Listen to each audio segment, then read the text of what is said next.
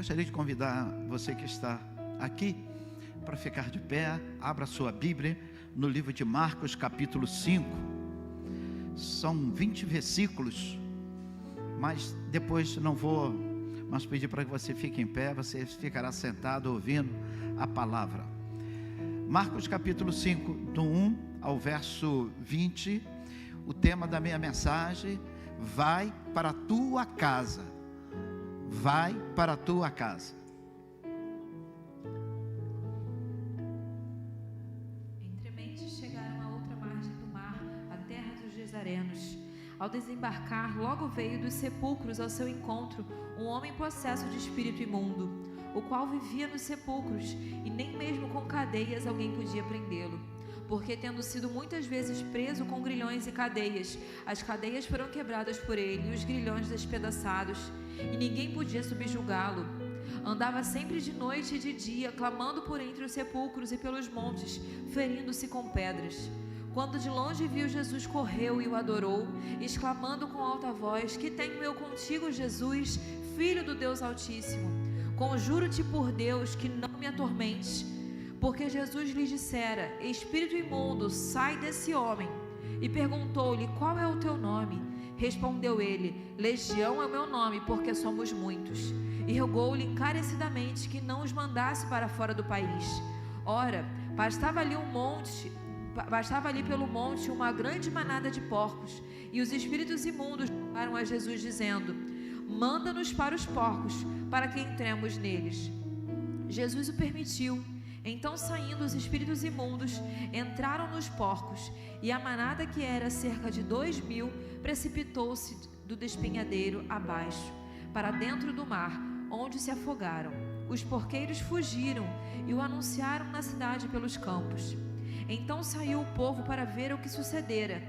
Indo ter com Jesus, viram o endemoniado, o que tivera a legião, assentado, vestido, em perfeito juízo, e temeram. Os que haviam presenciado os fatos contaram-lhes o que acontecera ao endemoniado e acerca dos porcos, e entraram a rogar-lhe que se retirasse da terra deles. Ao entrar Jesus no barco, suplicava-lhe o que fora endemoniado que o deixasse estar com ele. Jesus, porém, não lhe permitiu mais, ordenou-lhe: vai para tua casa, para os teus, anuncia-lhes tudo o que o Senhor te fez e como teve compaixão de ti. Então ele foi e começou a proclamar em Decápolis tudo o que Jesus lhe fizera, e todos se admiravam. Amém. Pedi Deig para vir aqui, Deig para estar orando. O verso 19, Jesus, porém, não lhe permitiu, mas ordenou. O quê? Vai para a tua casa e para os teus. Vamos repetir? Vai para a tua casa e para os teus. Jesus estava mandando aquele homem voltar para a sua casa e pregar em sua casa, anunciar na sua casa. Que o Senhor fale ao teu coração. Hoje estamos encerrando o nosso mês da família. Foi um mês onde você ouviu muitas mensagens, e queremos convidar que você, nessa noite, abra mais uma vez seu coração para que Deus fale nesse tema tão importante que é a família. Senhor, muito obrigada por tudo que aconteceu até esse momento no culto. Ó Deus, o desejo do nosso coração é que o Senhor tenha se agradado e de que o Senhor esteja feliz com o culto que nós estamos prestando a Ti. O culto não é para nós, o culto é para Ti. Nesse momento, Senhor, eu quero agradecer pelas ofertas, pelos dízimos que foram levantados. Ó Deus, abençoe teus filhos que puderam contribuir, tiveram o privilégio de contribuir, Senhor. Que eles possam, Senhor, ser ricamente abençoados. Que nessa semana, se alguém está precisando de uma porta, que essa porta possa se abrir pelo poder do Teu nome, pela fidelidade, Senhor, do Teu Filho. Muito obrigada, Jesus. Senhor, agora nós vamos ouvir, Senhor Deus, vamos continuar o culto e ouvir a Tua palavra. Nós queremos colocar o nosso coração diante do Senhor e queremos pedir, ó Deus, que Ele esteja completamente aberto, completamente, Senhor, entregue a Ti para ouvir a palavra que o Teu servo vai, Senhor, ministrar nessa noite. Nós sabemos que o Senhor já falou com ele e agora ele vai, Senhor Deus, passar para nós aquilo que o Senhor disse. Queremos ouvir, queremos obedecer e queremos, ó Deus, crescer com essa palavra.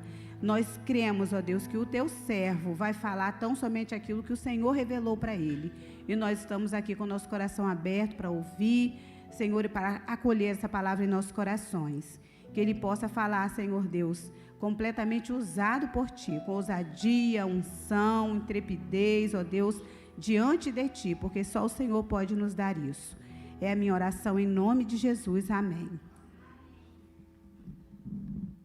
Precisa sentar.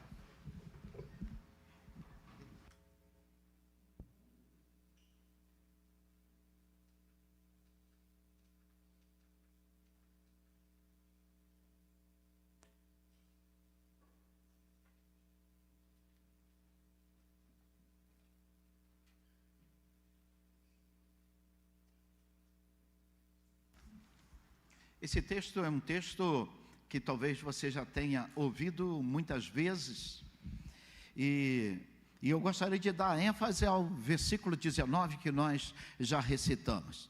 A ordem de Jesus para um homem é que ele pudesse experimentar um recomeço. Jesus estava falando para um homem que havia abandonado a sua casa, talvez foi expulso de casa, deve ter criado uma situação muito difícil. Eu confesso que essa palavra que eu estou compartilhando com você é uma palavra que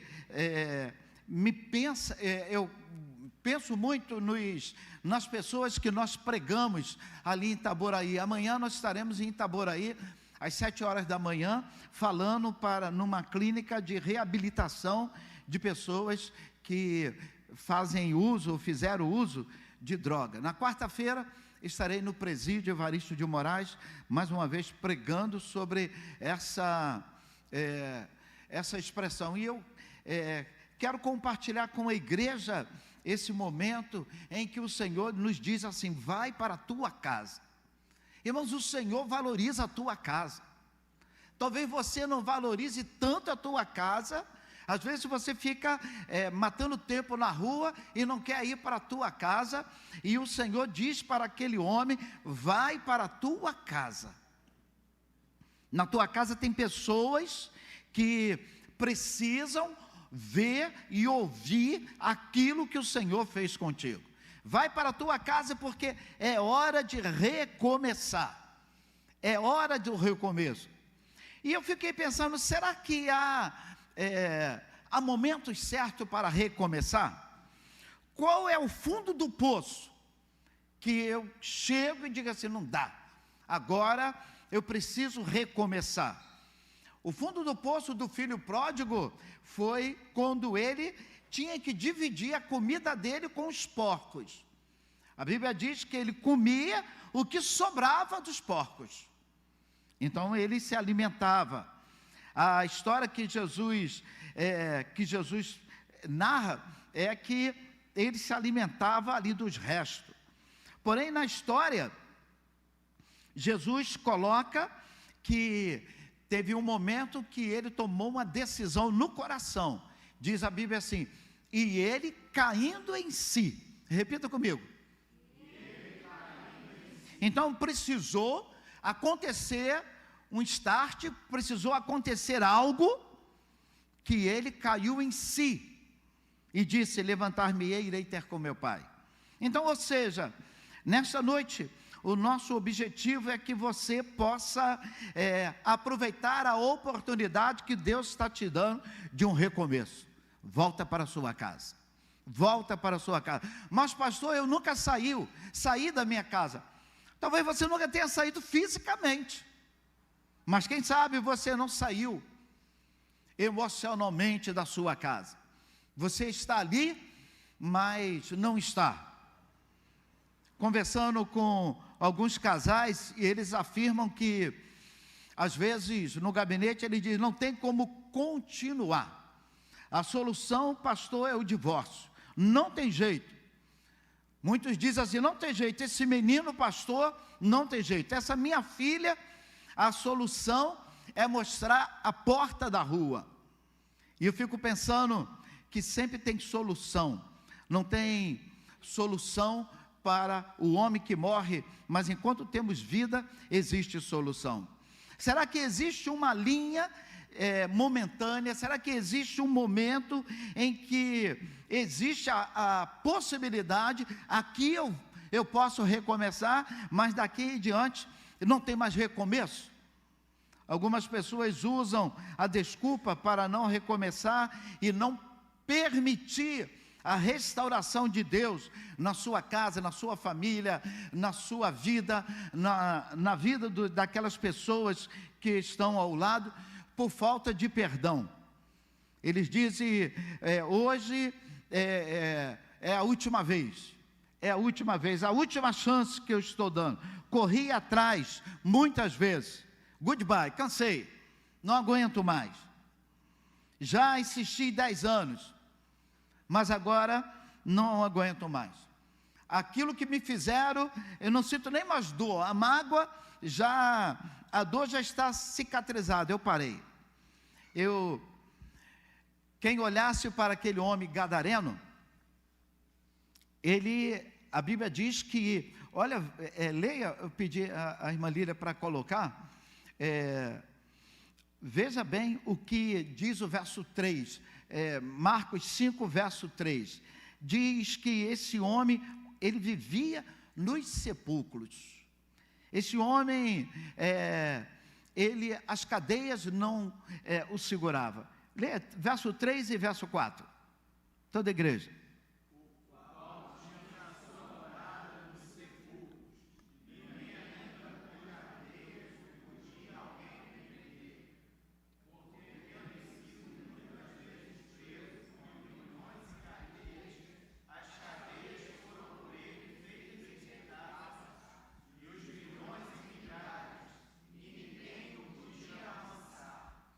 Irmãos, a Bíblia diz que quem olhasse para esse homem morando no cemitério, fedendo, mutilando o próprio corpo, longe de casa, quebrando as correntes, como a palavra do Senhor diz, possuído por uma legião de demônios, o adversário havia roubado desse homem dignidade, identidade, ele tinha perdido a família, ele tinha perdido o orgulho, ele perdeu tudo. Ele era um boneco de pano nas mãos do adversário.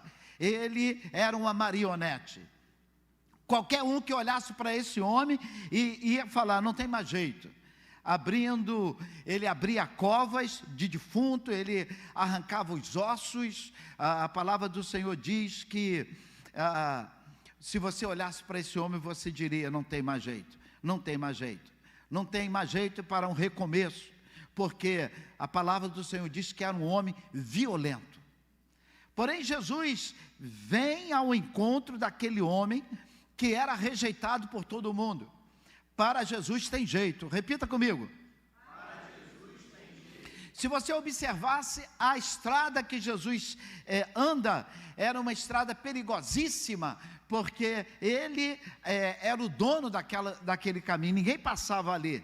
Marcos capítulo 4 termina com Jesus atravessando o mar da Galileia. A palavra do Senhor diz, e esse texto você conhece muito bem, o capítulo 4 termina narrando a história de Jesus no mar da Galileia.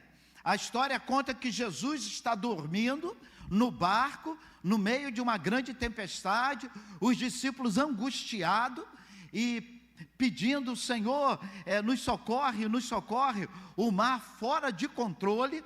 E Jesus desperta, repreende o mar e repreende o vento e pergunta aos discípulos: por que sois tão tímidos? Como ainda não tendes fé? Não tendes fé. Então observe, Jesus atravessa e chega em Gadara.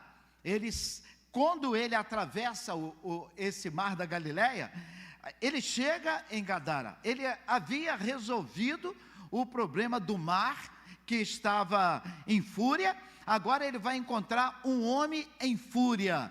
Antes era um mar agitado, agora é um homem agitado. Antes era o mar enfurecido, agora é um homem enfurecido. Mateus capítulo 8, verso 28, fala da história e mostra que Mateus diz que eram dois endemoniados. Eu não vejo nenhuma contradição aí, porque certamente Marcos quis dar ênfase a um que estava roubando a cena, estava mais agitado. Então eu creio dessa maneira. Mas o ponto de vista que Mateus fala é muito importante. O ponto de vista de Mateus diz assim: ninguém podia passar por aquele caminho.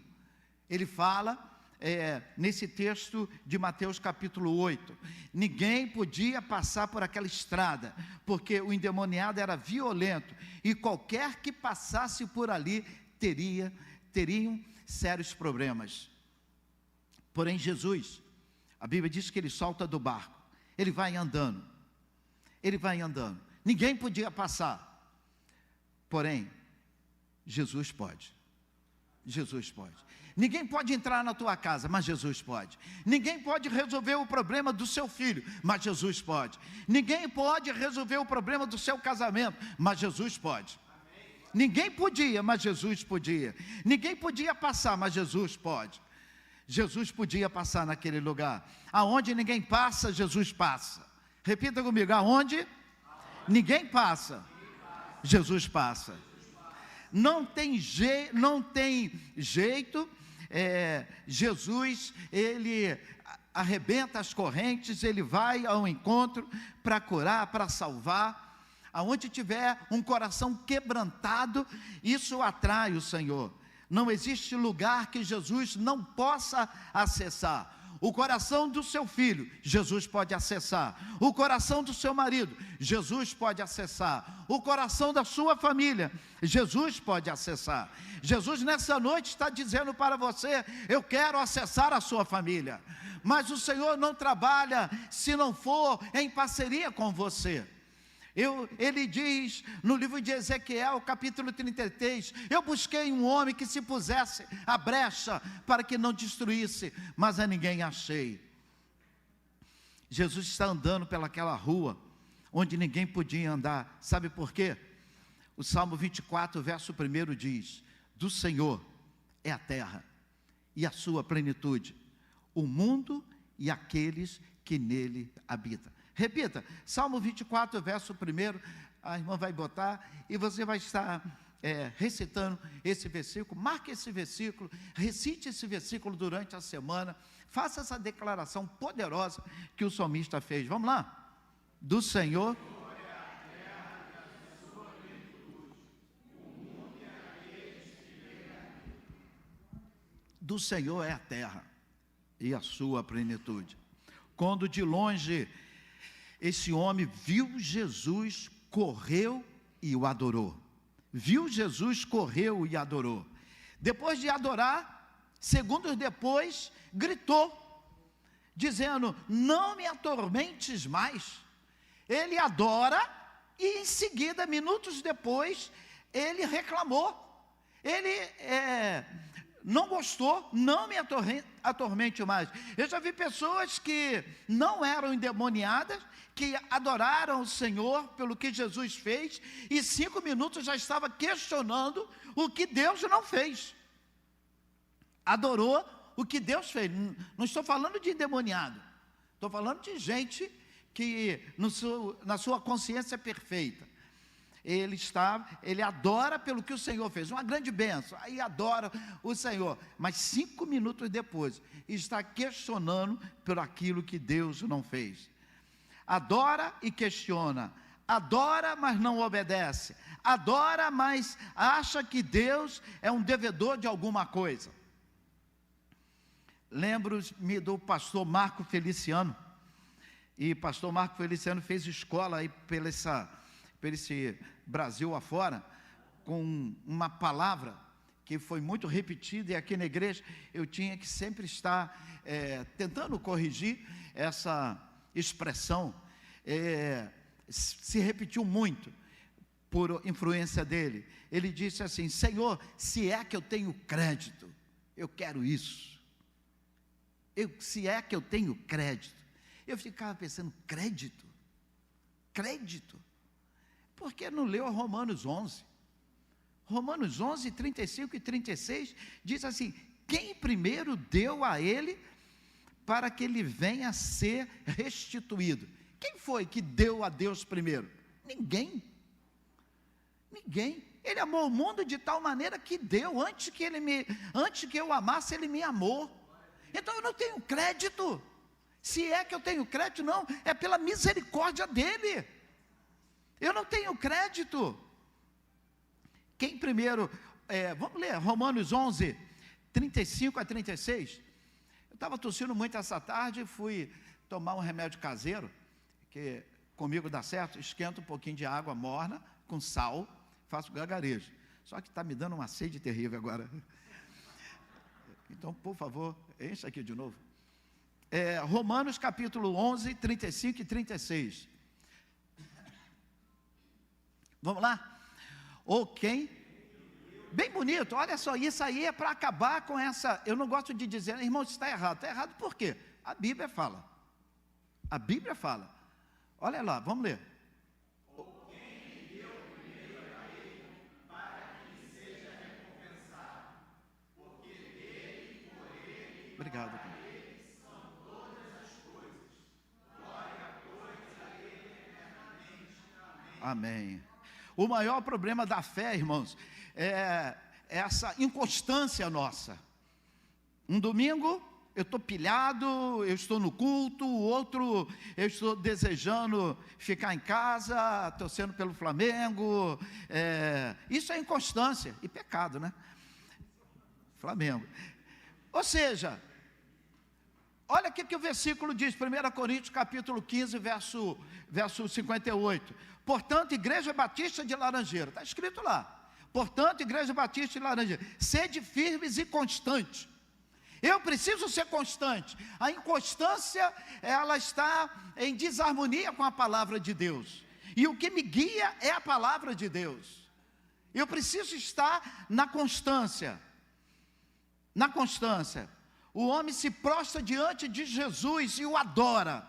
Logo em seguida ele levanta e fala para Jesus: por que me atormentas? Por que me atormentas? Capítulo 7 de Marcos 5 diz assim: conjuro-te por Deus que não me atormentes. Antes estava adorando, no versículo anterior 6, e agora no 7 está questionando a Jesus. A presença de Jesus estava lhe fazendo mal. Em que momento a presença de Jesus faz mal? Quando o inimigo das nossas almas está no recinto. Aí ele não vai gostar nunca de ver a luz de Jesus. Sabe por que houve um tormento naquele homem? Ou o tormento estava nele? Porque Jesus declarou uma palavra. Porque no verso 8, a palavra já tinha sido declarada. Nós entendemos que a tormenta veio por conta da palavra declarada, e você lendo o verso 8, você vai entender que Jesus diz, devido à palavra declarada por Jesus: espírito imundo, sai desse homem. A palavra de Jesus é poderosa. Você não é convidado a usar a tua palavra. Você precisa usar na tua casa a palavra de Jesus. É a palavra de Jesus que liberta. Mas voltemos um pouquinho. No verso 3 desse mesmo capítulo, diz que ele vivia no sepulcro e ninguém podia prendê-lo. Se feria com pedras, desejando a morte. Eu creio que praticava mutilação. Talvez fazendo a dor do corpo substituir a dor da alma. Talvez tentando resolver essa dor na alma, substituindo pela dor que a opressão estava vivendo na vida dele. A Bíblia diz que ninguém poderia se aproximar, mas Jesus pôde. Mas Jesus pôde. Às vezes, nós não temos habilidade de nos aproximar, nós não conseguimos nos aproximar da nossa família. Como é difícil pregar para a nossa família. Mas deixe que Jesus se aproxime. Ore, peça a Deus, coloque essa pessoa diante do Senhor. E Jesus perguntou o nome, e ele disse, meu nome é Legião, porque somos muito. Isso está sendo equiparado a uma legião do exército romano. E Jesus, ele pede a Jesus, permita-me que nós entremos nos porcos. Sempre fiquei pensando, por que Jesus permitiu isso? Olhe bem, aquele problema era um problema espiritual. Aquele homem estava sendo atormentado há muito tempo. A Bíblia não diz, e é os meus achismos, não sei se é o primeiro do ano, mas eu acho que esse homem, Jesus permitiu para que a mente desse homem fosse curada, para que ele visse literalmente materializar, porque era tudo espiritual, ninguém via nada, mas ele permitiu que aqueles demônios saíssem do corpo e entrassem na manada dos porcos, e ele viu como os porcos ficaram enfurecidos, e ele viu o que os porcos fizeram. Então ele vai entender que Jesus estava salvando ele da morte. O objetivo era matar aquela vida. É lógico que, se você observar bem, no incêndio que teve, no enchente que teve em Rio Grande do Sul, muito se falou do cavalo no telhado. Lógico, ninguém quer que um cavalo morra, que nenhum animal morra, mas a ênfase foi tão grande do cavalo no telhado, primeira capa do jornal, do cavalo no telhado, e as crianças que estavam ali sofrendo. Então, ou seja, na hora que os porcos morrem, vem os donos, vem aquelas, acompanhado pelo grupo da cidade, talvez o prefeito da cidade, talvez a igreja da cidade, eles vêm questionar a Jesus, por que Jesus fez isso? E se você observar bem, em Lucas capítulo 12, verso 24, 27 e 28, Jesus disse assim, olhe para os pássaros no céu, olhe para os lírios, vocês valem muito mais do que eles. Lucas 12, verso 24, 27 e 28. Então, ou seja, o Senhor está dizendo que aquele homem valia muito mais do que os porcos. E era necessário que aquele homem pudesse ver aquele acontecimento, para que a mente daquele homem fosse curada, para que ele entendesse, ele visse, eu estou curado, para que não pudesse mais ter medo, porque quando você tem medo, quando você questiona, você está botando em xeque aquilo que Jesus fez para a sua vida. Muitas vezes, você mesmo questiona algo que a sua família, a sua filha, o seu filho falou, uma palavra que ele ouviu, e você diz, mas não adianta nada se você não for na igreja, não adianta nada, ou seja, de algo que vem brotando, você joga algo para matar aquela semente que foi colocada. Aqueles homens ficaram, sofreram pelos porcos que morreram, mas não estavam sofrendo pelo aquele homem que estava morrendo. Um homem que estava na mão de Satanás. A Bíblia diz que Satanás fazia daquele homem de boneco. Satanás fazia e acontecia na vida daquele homem. Olhe para mim, eu já estou partindo para a conclusão. Escute bem, houve 2 pedidos a Jesus e Jesus deu sim. Primeiro pedido, qual foi o primeiro pedido? O texto diz que ele vinha do sepulcro, não tendo muitas vezes como prender, e andava noite e dia no sepulcro, de longe viu Jesus e exclamou, Filho de Altíssimo, não me atormente, E Jesus disse: espírito imundo, sai desse homem. E ele perguntou: qual o seu nome? Ele disse: Legião, porque somos muitos. E rogou-lhe encarecidamente que não mandasse fora do país, não mandasse para outro lugar. Ele queria ficar ali naquela região. Jesus falou: ok, tudo bem, pode ficar. Segundo lugar, na hora que ele atende o endemoniado e atende ao diabo, o diabo pergunta assim: nós podemos entrar nos porcos? Jesus falou: pode, à vontade, pode entrar nos porcos. Mas quando o homem chega para Jesus e fala para Jesus: Senhor, permita-me que eu vá contigo, permita-me que eu seja um missionário, permita que eu vá anunciar. Ao entrar no barco, verso 18 do capítulo 5 de Marcos, ao entrar no barco, suplicou-lhe o que fora endemoniado que o deixasse estar com ele. Jesus, porém, não lhe permitiu, mas ordenou: vai para a tua casa. Eu fico pensando no crente raso, que não consegue receber o não de Jesus. Deixa eu ir com você. Jesus: não, nada disso. Não quero que você vá comigo. Imagina se ele fosse pastor Eliezer: estou bicudo, vou para a casa do Jonathan, não vou pregar. Imagina se fosse você. Mas a Bíblia diz que aquele homem recebeu o nome de Jesus. E a proposta de Jesus, a ordem de Jesus, disse: vai para a tua casa e para os teus.